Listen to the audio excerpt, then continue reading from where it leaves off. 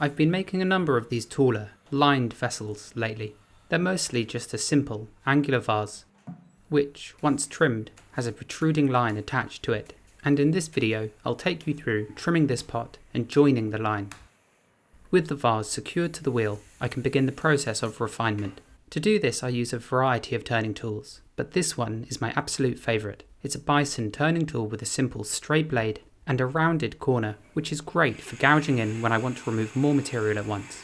These tools have tungsten carbide blades, which means they remain sharp even after trimming thousands of pots, but they do come with a caveat, and it's that they're very fragile. And if they were accidentally to fall onto the floor, there's a really good chance the blade would either chip or shatter.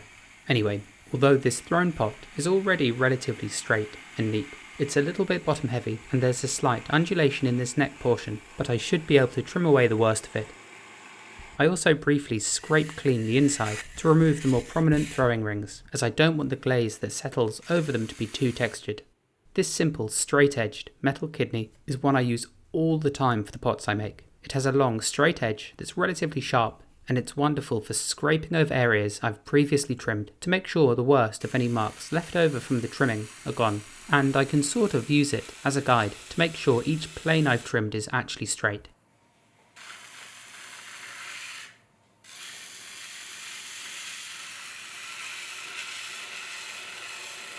I find it's easier to remove a lot of clay consistently when I use a smaller portion of the blade, hence why I find the corner of this particular trimmer so useful. I usually do 1 or 2 passes, like this, and then I switch to using the flat portion of the blade to smooth over the more prominent grooves. To keep my trimming arm steady, I tuck my elbow into my waist and lean my upper body weight onto the arm to keep it anchored and secure, even though my hand is moving relatively free in space. I also make sure to grip the turning tool very firmly. I'm not just holding it loosely in my hand by the end of the wooden handle. Instead, most of the handle is gripped by my hand and I extend my index finger, and with that I push the blade into the clay. Once again I scrape over the trimmed area, with my focus at this point being on that sharp line around the waist, as I want it to remain really crisp and sharp so the glaze hopefully breaks over it nicely.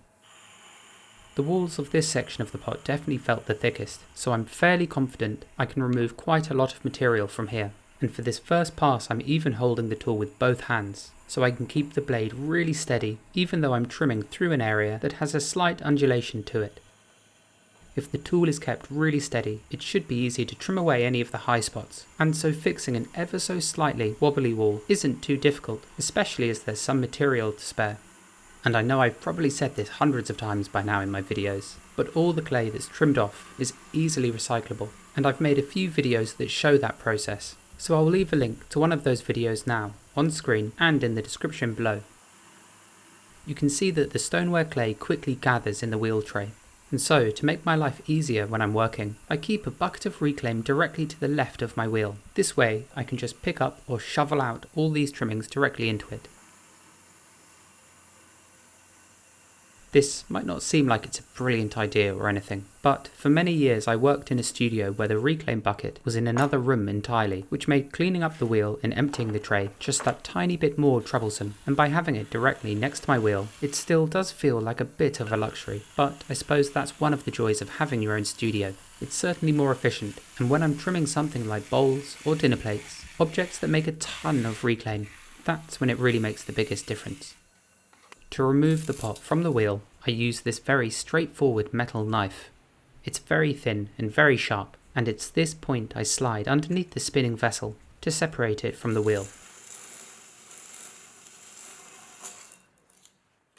In this instance I felt like there was still a tiny bit of weight left in the pot, so I attached it back down, which I do by placing the pot on a layer of slip that I brush onto the wheel.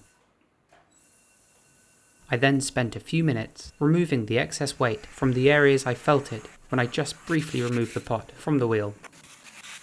This isn't something you should be afraid of doing. If you're unsure about just how much more clay you can remove, there's absolutely no harm in just removing it from the wheel and picking it up to assess it, especially if it's an unfamiliar form and one you haven't made many of. I clean off the wheel head so no bits of crud will stick themselves back into the rim, and then I lightly tap center the pot as I don't want to indent the walls, nor do I want the rim to be pushed too aggressively over the metal, as that might damage it. I then use 3 lumps of soft clay to secure the vase in place. The base of this pot felt quite thick and sturdy, so I felt like there was quite a lot of clay to remove.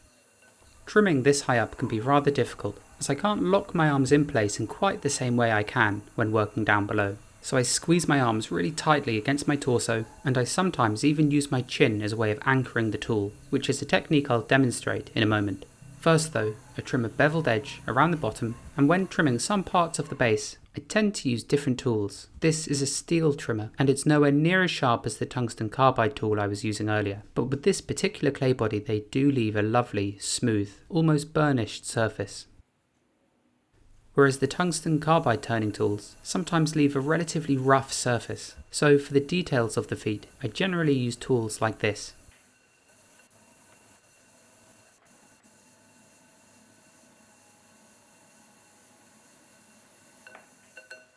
As I dig down, I press with my thumb to feel how thick the base is, and it's here, if you look at how I'm holding the tool, that you can see how I tuck one end under my chin and I actually push down with my head slightly to help keep the tool steady.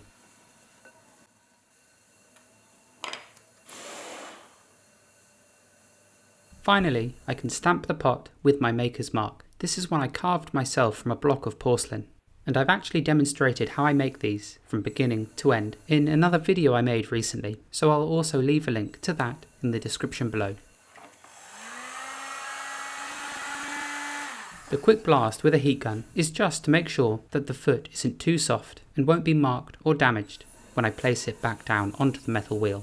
Now, this is actually about 20 minutes later, so that the freshly trimmed clay has been given some time to dry out, as after trimming away the outer layer of clay, you do reveal slightly softer stuff inside.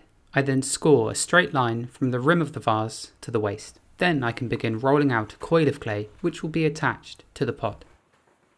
In terms of the coil itself, I want it to be as even as possible, although in all truth I'd probably get better results if I used an extruder, and so if these bigger, lined pots are successful, then I may finally get a simple handheld one. I don't really know how I've managed to go so long without one, as they're such a crucial piece of equipment in a potter's set of tools.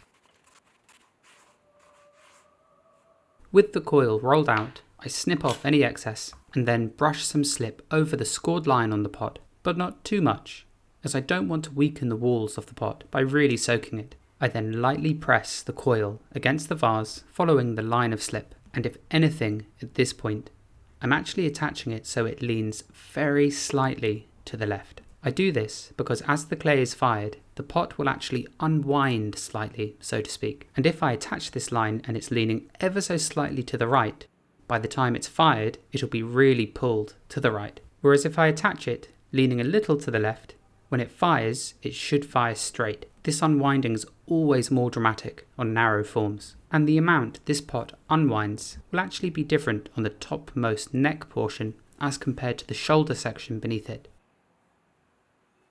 Before I can properly blend this line into the pot, I first place a nice rounded pot into the opening of the vase. This is the tool bowl I use. It has a base that tapers and is nice and round, so it fits snugly into any pot it's placed into. This helps the vase keep its shape as I blend the clay of the line into it. Light is really important here to see what I'm doing, and I always thoroughly enjoy the slower pace of attaching this line and modelling it to be as crisp and neat as the rim on top.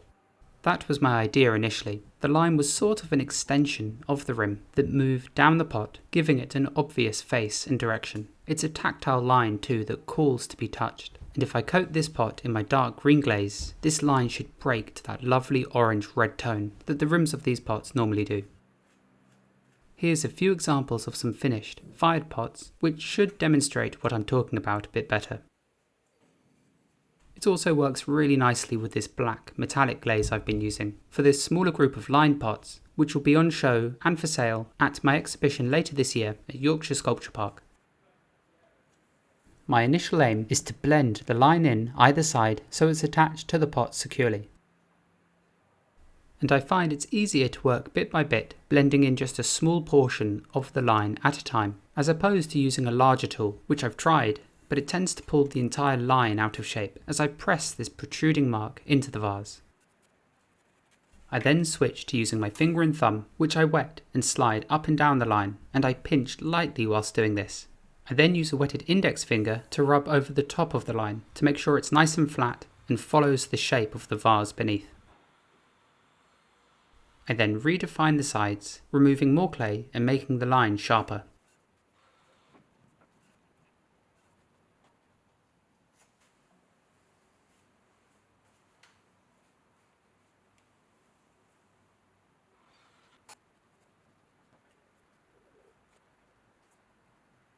The most important conclusions are how it finishes at the waist and at the rim, as if they look messy, then it throws everything off.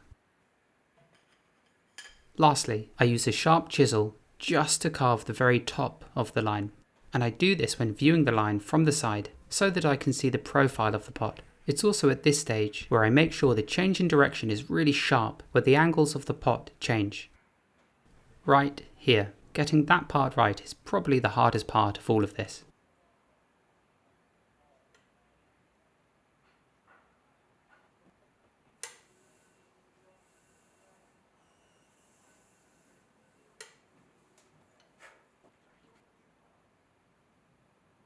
I then lightly brush the entire thing with water, not a lot, just enough to remove any specks of sand that tore the surface as I carved over the line.